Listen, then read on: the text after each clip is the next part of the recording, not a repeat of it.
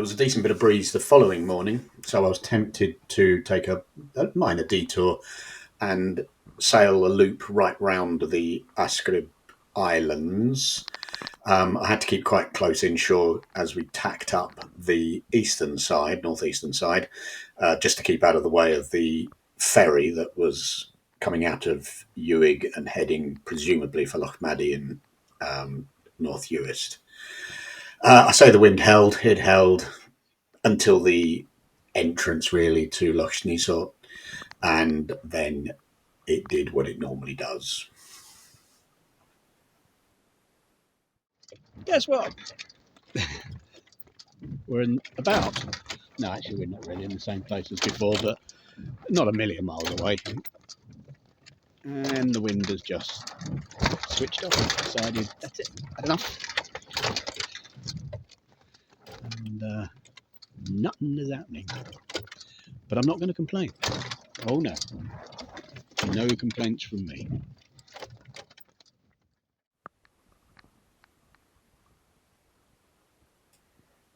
The occasional little puffs filled in from time to time, but it was never anything very much. And in the main, it was drifting and some rowing as well, actually, to get round Waternish Point and into Loch Dunvegan.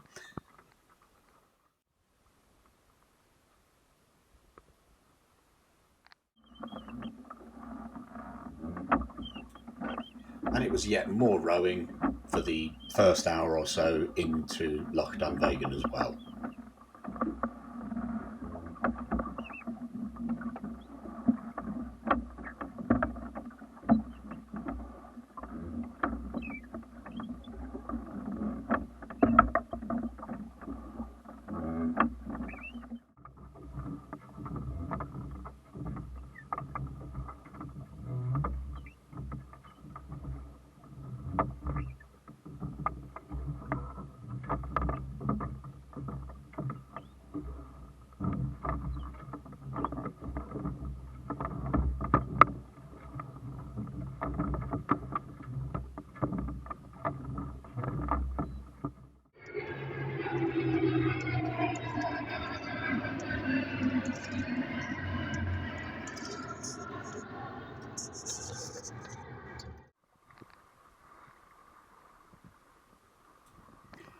And then, very suddenly, as is so often the case in Scotland, it was all changed. The sun came out, the wind filled in, and we had a magic sail all the way up Loch Dunvegan, up to Dunvegan itself.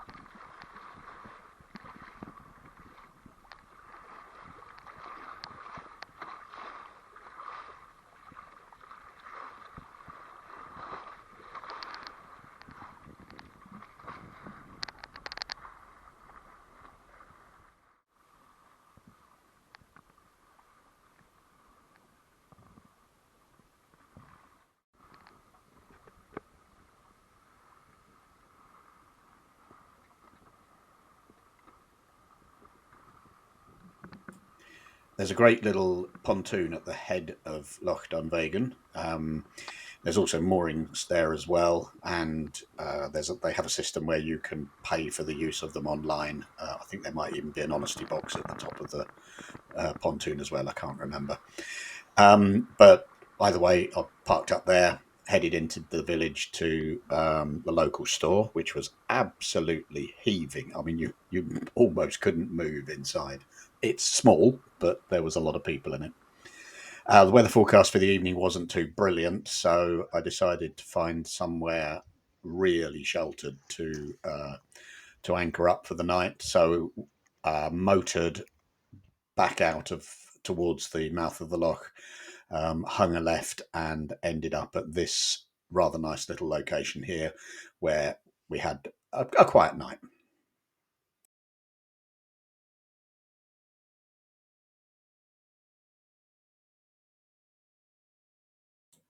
An early start for reasons which I will explain later. It was brisk, so had a reef in the main and had the Jenny, a third reefed, I think, for the run down Loch Dunvegan to Dunvegan Head, and then it was a case of hardening up and a beat upwind into Loch Pultil, which was the loch next door to Loch Dunvegan.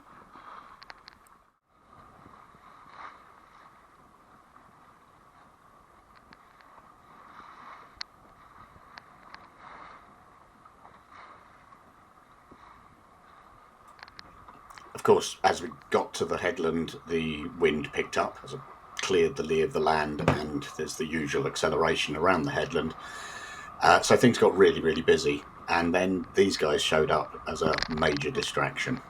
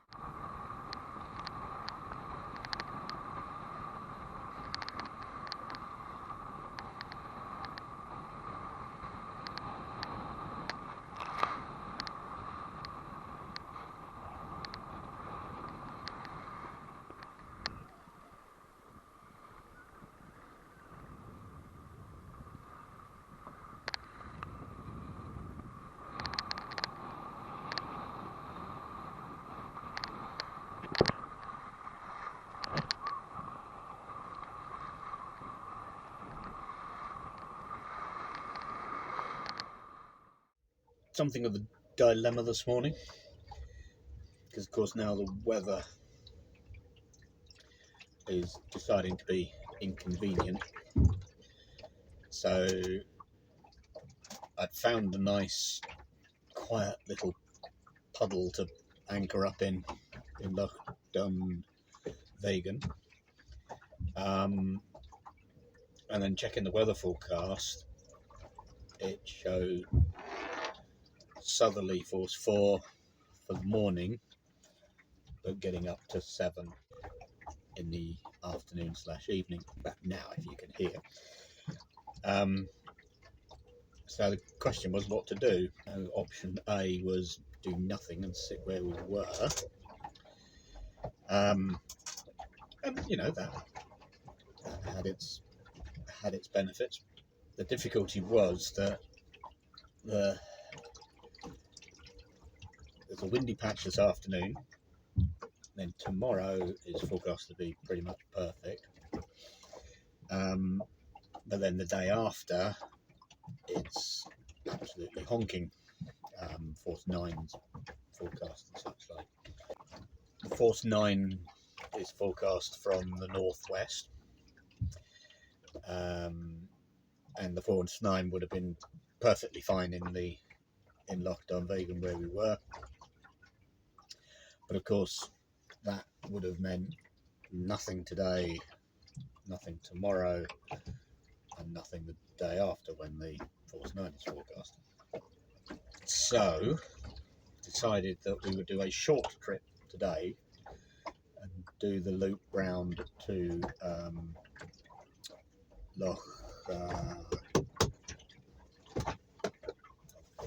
Phone's there, isn't it? loch of the name that I can't remember, but it's the next one round from Loch Dunvegan. And that was quite a challenging sail because it was quite windy out there. I suppose it must have been about a force 5. There were some decent sized waves. And the last bit getting into the loch, well, was pretty horrendous with lots of big wind shifts and gusts and lulls, and well, you can imagine what it was like. But anyway, I'm here at Ullapool Teal. There we go. And I'm at the place that's marked with a little anchor on the chart. I'm sure it has a better name than that. And one of the local fishermen said that I should be okay using this mooring. So I've got a really nice mooring here. And I'm tied onto that with 2 or 3 bits of string. And I'm just going to have to sit out this first pulse of bad weather, which is pulsing away right now. But should be cleared up by first thing tomorrow morning. So then I think if I get out nice and early, I'll have plenty of time to sail around the next bit of coastline and get myself into Loch Brackadale and find somewhere to hole up there for the really snotty weather. And that should still give me a chance of getting back to Arisaig from there before the end of the week, because I would like a couple of days of not doing anything at home before going back to work on Monday morning. So there we go. That's the position as it is. This is the next major task on the agenda. Which seems to be coming on quite nicely. Have a little look outside.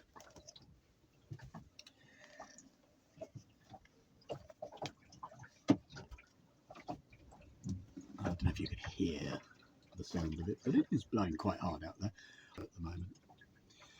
Right, that looks like the kettle's boiling, so time for me to go and do something constructive.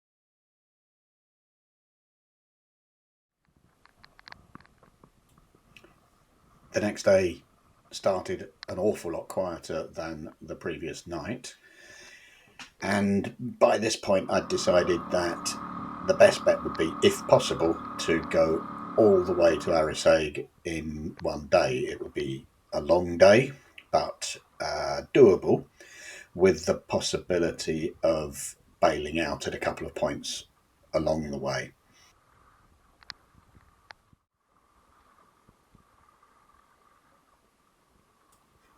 The sail into Niche Point was a quiet one.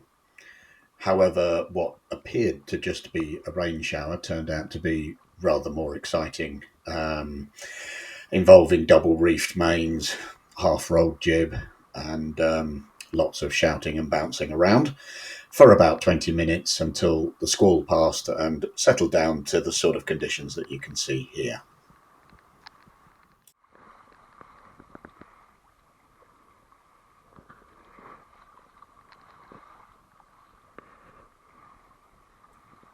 And that was kind of how it went for the rest of the day. The sun came and went, the breeze came up and down a little bit, and it was just a long, long time on starboard tack.